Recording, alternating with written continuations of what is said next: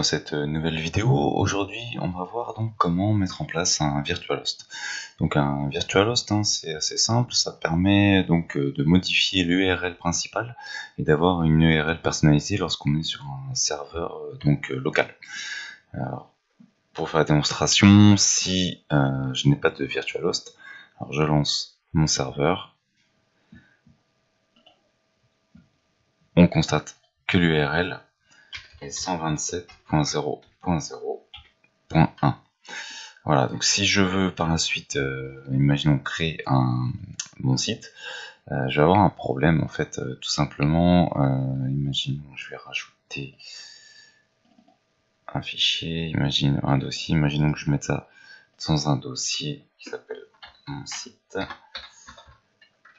Pour y accéder, il va falloir que j'aille sur mon site. Donc on aura une URL pas très jolie, on va dire ça comme ça.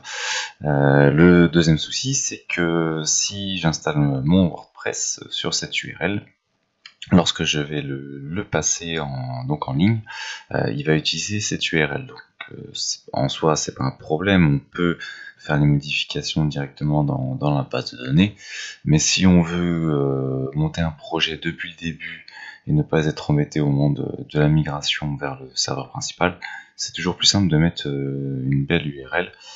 Donc comme on va le voir maintenant, en fait l'URL qu'on va mettre, ça va être ici www.sitetest.com. Voilà, donc cette URL sera directement reliée à Xampp en local. Si par contre le petit inconvénient, c'est que si jamais cette URL existe en vrai, vous ne pourrez plus y accéder. En fait, vous accéderez directement à celle de Xampp. Voilà, donc alors pour mettre un VirtualHost en place, on va avoir besoin de deux choses. Dans un premier temps, il va falloir qu'on accède donc au fichier host de notre PC. Donc ça va nous permettre en fait de faire la redirection. Hop, alors pour y accéder, il faut aller dans ordinateur. Ensuite, vous allez directement dans Windows, Système 32, un petit peu plus bas. Ensuite, on va dans Driver, hop, etc. Et enfin, on trouve notre fichier host. Donc par défaut, il est pas modifiable en fait. Voilà, donc il faut aller dans Propriétés, Sécurité, et on va lui donner donc un contrôle total à tous les utilisateurs pour pouvoir le modifier. Voilà, donc là je mets contrôle total, j'applique, donc il me dit que c'est pas bien, c'est un petit peu dangereux, c'est normal. Donc on dit OK et OK. Voilà, donc là maintenant je vais pouvoir modifier mon fichier. Donc on voit qu'on a déjà dedans deux lignes qui sont déjà en place. Alors il y a un petit dièse devant, ça veut dire que c'est un commentaire, donc elles sont pas actives. Par contre moi je vais les activer, elles sont toujours utiles. Et je vais rajouter ma ligne à moi.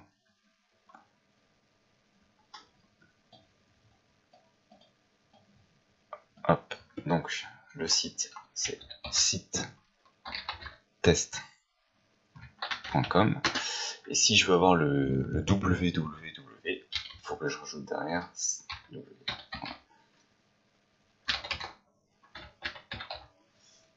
voilà. Donc c'est paramétré pour mon host, j'enregistre.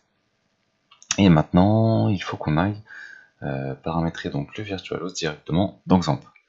Donc dans config, donc Apache config, on va dans le fichier, enfin dans le dossier donc d'Apache, et là on va dans conf extra, et là on va retrouver notre fichier, donc il est là, donc c'est le vhost. Donc c'est ici qu'on va pouvoir rajouter d'ailleurs notre VirtualHost. On voit qu'on a déjà, comme tout à l'heure, donc un avec des commentaires devant, donc c'est pas actif. Donc ce que je vais faire, c'est que j'en avais préparé un. Donc vous allez remarquer qu'il est très proche de celui qui est actuellement en commentaire. Donc sur le port 80, voilà, donc mon site test.com, donc ça c'est le mail de l'administrateur. Dans quel dossier il se trouve? Donc c'est htdocs, donc c'est le fichier de base de Xampp. Comment il s'appelle, son alias, et donc si jamais il y a des erreurs au niveau des logs, où est-ce qu'on les met. Voilà, donc tout est prêt, je valide, et on va tester. Donc je vais relancer mon serveur Apache. Hop. Bon, MySQL, je le relance, mais j'en ai pas besoin. Et on va tester tout de suite.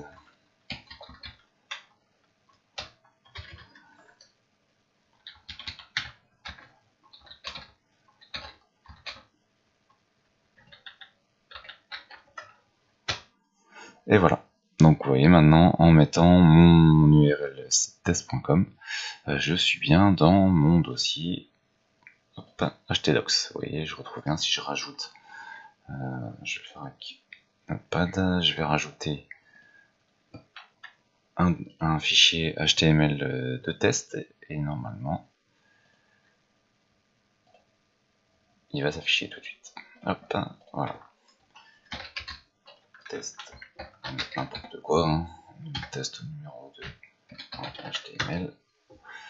Voilà, hop, il est bien dans mon htdocs et il apparaît bien si j'actualise. Voilà, donc la petite variante également à penser, c'est que maintenant, bon, tous les sites qu'on va créer, enfin je pense que vous le savez, il faut les créer en HTTPS. Créer un site en HTTP maintenant, enfin je vois pas vraiment intérêt, peut-être besoin spécifique, mais maintenant tous les sites qu'on crée sont en HTTPS.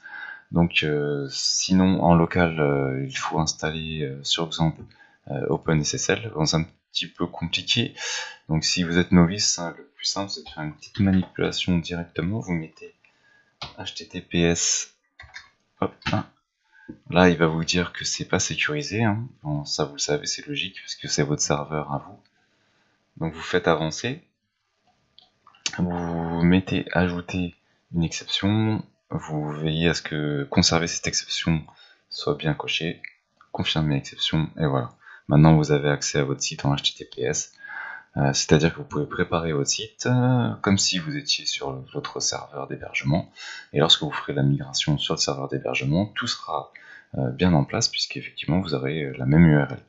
Donc deux choses à penser. La première, c'est une fois que vous avez fait ça, à bien remettre tout à l'heure, hop, c'est pas celui-là, c'est l'autre, à bien remettre host avec la propriété donc de sécurité, c'est-à-dire que vous enlevez le contrôle total qu'on a accordé tout à l'heure aux utilisateurs. Hein. De toute façon, la modification a été faite, donc il n'y a pas de problème. Voilà, donc là je enlève et on laisse la lecture, exécution et lecture. Hop. Voilà, ils ont besoin que de ça. Donc là, on a remis en place la sécurité sur le fichier host. Et maintenant, la deuxième chose à penser, comme je vous disais tout à l'heure, c'est que si jamais vous souhaitez accéder au site, donc sitetest.com, s'il existe vraiment, vous ne pouvez plus. C'est fini, en fait, vous serez redirigé vers votre serveur à vous.